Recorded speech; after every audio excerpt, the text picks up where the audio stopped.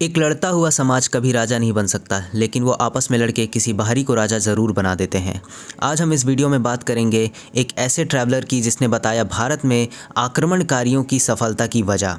Middle east के Persia से यानी कि आज के ईरान से आए हुए इस यात्री को दुनिया के सबसे ज्ञानी स्कॉलर्स में से एक माना जाता है। और जब बात आती है हमारे भारत देश के मिडिवल हिस्ट्री की, तो इनकी किताबों को सबसे ज़्यादा ऑथेंटिक प्राइमरी सोर्स माना जाता है। मैं बात कर रहा हूँ पर्शियन ट्रैवलर स्कॉलर अल बरूनी की, जो कि 11वीं सेंचुरी में इंडिया आए थे।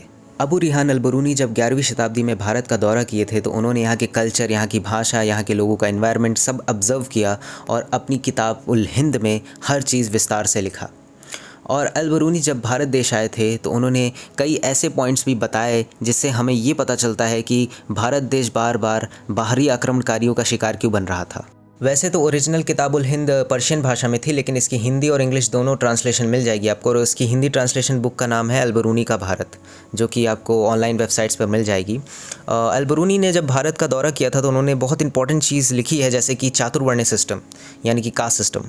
उन्होंने ये लिखा है कि कास्ट सिस्टम उस टाइम फॉलो होने लगा था और वैश्य और शूद्र अगर वेद पढ़ते थे तो उनका कान में गर्म तेल डाल दिया जाता था और उनकी जीभ काट ली जाती थी। यानी कि ये सिस्टम प्रैक्टिस होने लगी थी, पूरे भारत में नहीं, लेकिन हाँ स्टार्ट हो गई थी ये चीज़ें होना। और राजाओं में यूनिटी बिल्कुल भी नहीं थी, तो बाहरी आक्रमणकारी आराम से यहाँ पर आते थे और हमला करते थे और जीत लेते थे, सफल हो जाते थे।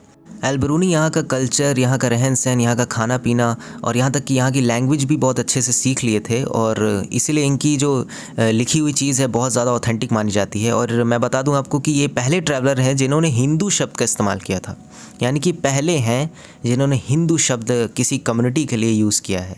इससे पहले हमें हिंदू शब्द मिलता नहीं है किसी इंडिया में यूज़ करते हुए, कोई भी यूज़ नहीं किया है, और ना ही कास्ट सिस्टम का इससे पहले किसी ट्रैवलर ने जिक्र किया है।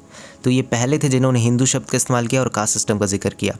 उन्होंने ये भी लिखा है कि महमूद गजनई का भी वो जो है उन्होंने इन्वेजन का जिक्र किया है कि वो भी इन्वेट करता था।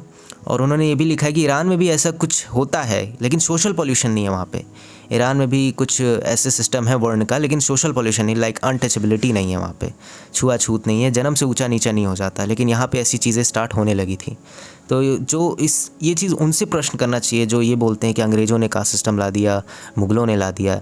ये तो 11वीं सेंचुरी की बात हो रही है। तो 11वीं सेंचुरी में कास्ट सिस्टम आ गया था और ये चीज़ की आलोचना होनी चाहिए, और अल बरूनी ने भी की थी इस चीज़ की आलोचना। उन्होंने बोला था कि ये जो कास्ट सिस्टम है ये against humanity, against nature rule है। तो अल बरूनी ने बता दिया कि सो कॉल्ड अपर कास्ट जो अपने आप को उस टाइम मानते थे, उन्होंने बांटने का काम कर दिया था। ये कुल मिला के यही कास्ट सिस्टम ही मेन रीज़न है जो बाहरी आक्रमणकारी जो है आसानी से सफलता प्राप्त किया उन्होंने। और ये कास्ट सिस्टम आज भी प्रैक्टिस हो रहा है, जिसे ख़त्म होना चाहिए, वरना मैंने जो लाइन पहले बोली थी वो सच में बदल जाएगी।